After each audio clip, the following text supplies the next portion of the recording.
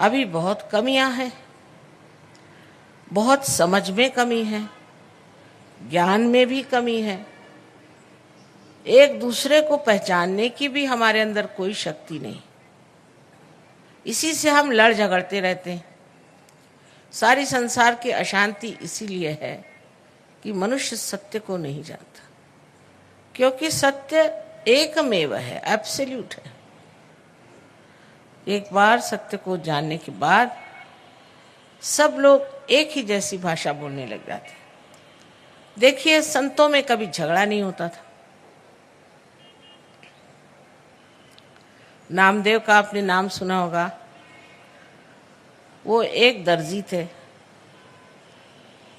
और वो एक दिन गोरा कुम्हार को मिलने गए। वो एक कुम्हार था और अपने पैर से वो मिट्टी रौंद रहा था। उसको देखते ही नामदेव ने कहा, मराठी में कहा है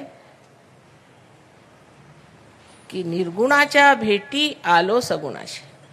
मैं तो निर्गुण की भेंट करने आया था, तो वो तो तुम्हारे अंदर सगुण है। ऐसी भाषा सिर्फ संत ही संतों से कर सकते। इंसान तो आपस में लड़ते ही रहते हैं, एक दूसरों का बुराई सोचते रहते हैं, एक दूसरों को दुखी देते रहते हैं। और अगर कोई अच्छा इंसान हो तो उसको सता सता के मार डालते।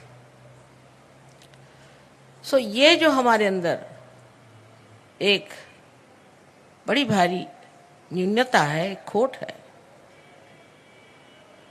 वो क्यों है? अगर परमात्मा एक है और उन्होंने सबको इंसान बनाया है, तो ये बात क्यों है? इसका कारण है परमात्मा ने हमें पूरी स्वतंत्रता दे दी कि तुम्हें जो करना है करो, चाहे तुम बुरे कर्म करो और चाहे अच्छे कर्म करो। उसके फल भोगो और उससे तुम समझ जाओगे कि अच्छा क्या है और बुरा क्या है।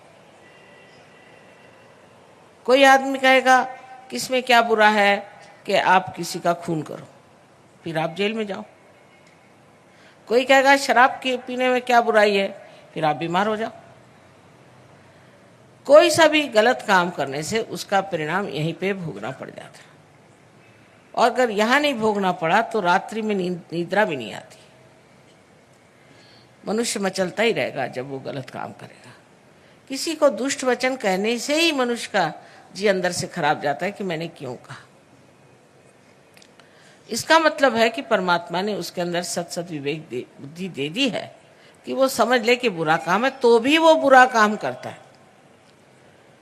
बहुत से लोग ऐसे हैं, कहते माँ हम छोड़ना चाहते हैं ड्रग्स, लेकिन हमसे छूटता नहीं, क्योंकि वो समर्थ नहीं है, उनमें वो शक्ति नहीं है कि जो बुरी चीज़ है उसे हम छोड़ दें।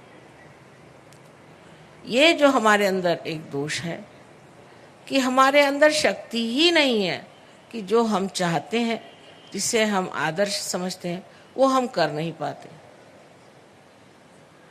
उसका कारण ये है कि अभी हमें थोड़ा सा और परिवर्तित होकर के आत्मा स्वरूप होना चाहिए, क्योंकि आत्मा जो है वही शुद्ध है। आत्मा जो है वही सर्वव्यापी है और आत्मा जो है वही सारा ज्ञान का सागर है।